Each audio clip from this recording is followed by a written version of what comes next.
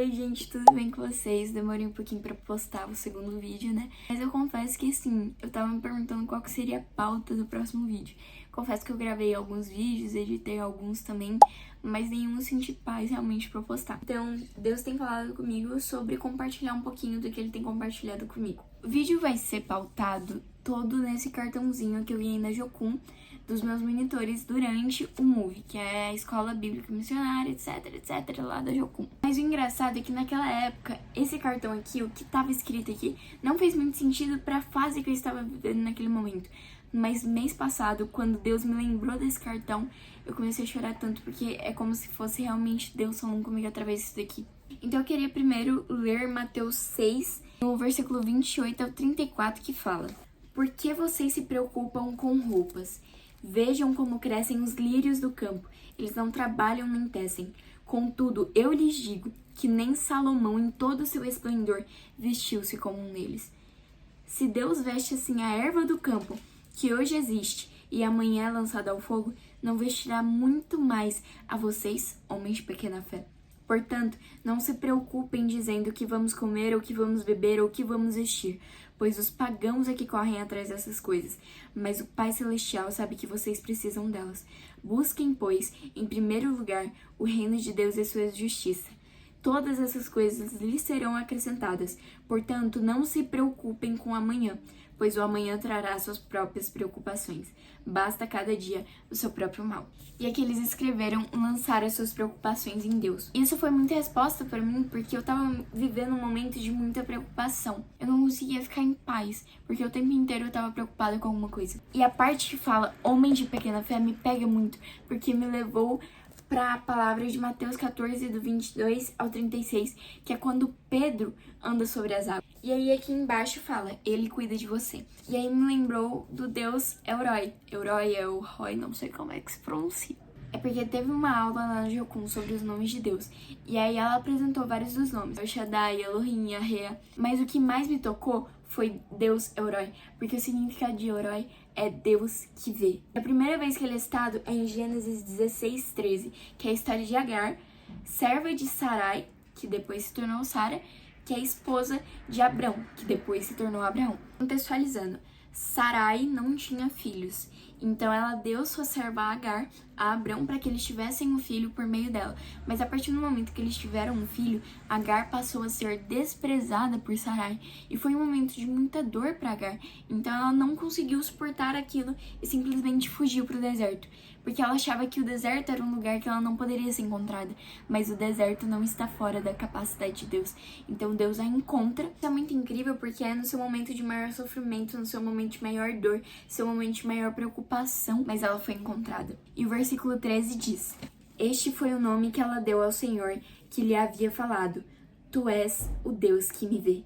Pois dissera: Teria eu visto aquele que me vê? Agar reconhece Deus como Deus que a vê, porque foi ele quem a viu. Ele quem tinha um propósito, ele quem tinha uma promessa.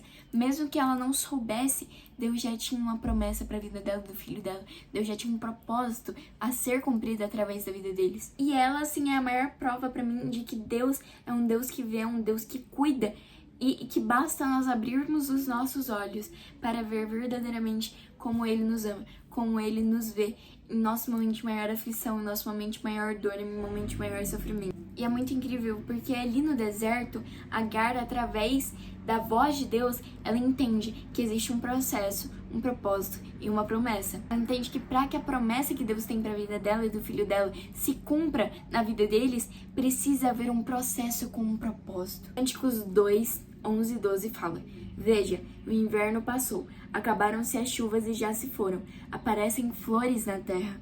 E chegou o tempo de cantar, já se ouve em nossa terra o arrulhar dos pombos. Quando eu li isso daqui, eu comecei a chorar tanto, mais tanto, mais tanto. E eu não entendia por que eu tava chorando, porque eu não tinha entendido intrinsecamente o sentido aqui desse versículo. Mas no versículo anterior, no 10, fala: Levante-se, minha querida, minha bela, e venha comigo. O título do capítulo é O Amado. E o amado aqui eu vejo muito como o Senhor. Em Cânticos eu vi como se fosse realmente Deus pegando a minha mão e me chamando para um passeio, para que eu visse aquilo que Ele tem feito por mim, para que eu me lembrasse de que Ele é um Deus que vê, Ele é um Deus que cuida, Ele é um Deus que ama. A minha vida está entregue nas mãos dele. E foi Deus me lembrando que toda aquela fase de sofrimento, toda aquela fase de dor, toda aquela fase de silêncio, de agonia, passou. E esses versículos, eles pautam a chegada da primavera e o despertar da vida. Quando ele fala passou o inverno, significa que essa estação ficou para trás. Ele representa aqui esses períodos de dificuldade, esses períodos de preocupação, de silêncio, dificuldade, preparação,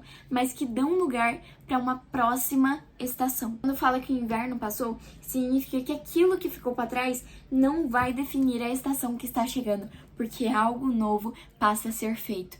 E um exemplo disso é Paulo, porque quando a gente cita Paulo, todo mundo lembra do apóstolo e não do perseguidor. E aí quando fala aparecem flores na terra, significa que algo novo começou a brotar.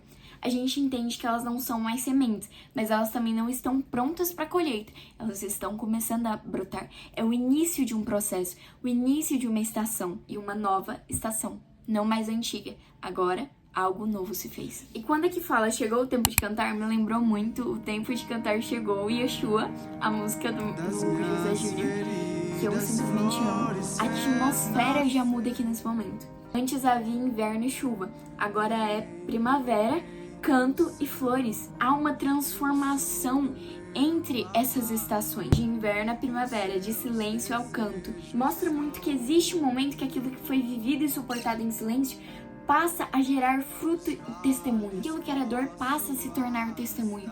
Aquilo que era silêncio passa a se tornar a canto. E que agora era o tempo de uma nova estação. Agora era o tempo da primavera.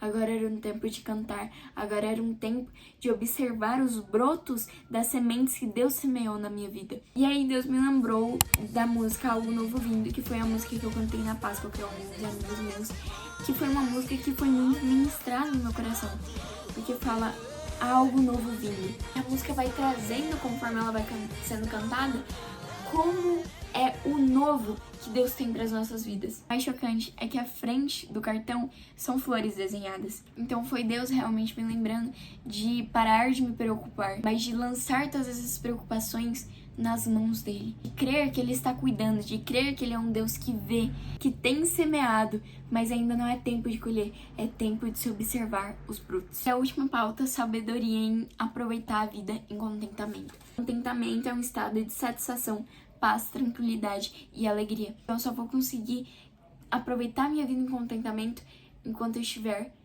próxima de Deus, que é nele que eu encontro alegria, é nele que eu encontro paz e tranquilidade. Foi isso que ele trouxe pro meu coração. Então, se você tá passando pelo inverno, eu venho te trazer uma palavra de esperança, porque a primavera vai chegar. Então, segure, se agarre verdadeiramente nas mãos de Deus. Não se preocupe, mas lance suas preocupações verdadeiramente nele, porque ele é um Deus que vê. Da mesma forma que ele viu Agar no deserto, ele nos vê no nosso momento de maior tristeza, no nosso momento de maior dor, no nosso momento de maior sofrimento, que é essa estação do inverno. Mas ele nos vê e cuida de nós ao ponto de nos mostrar, de nos chamar para caminhar, para que nós vejamos que a primavera está chegando. Dias lindos e belos estão se aproximando. Anime o coração, ele vai intervir por você. É isso. Beijo.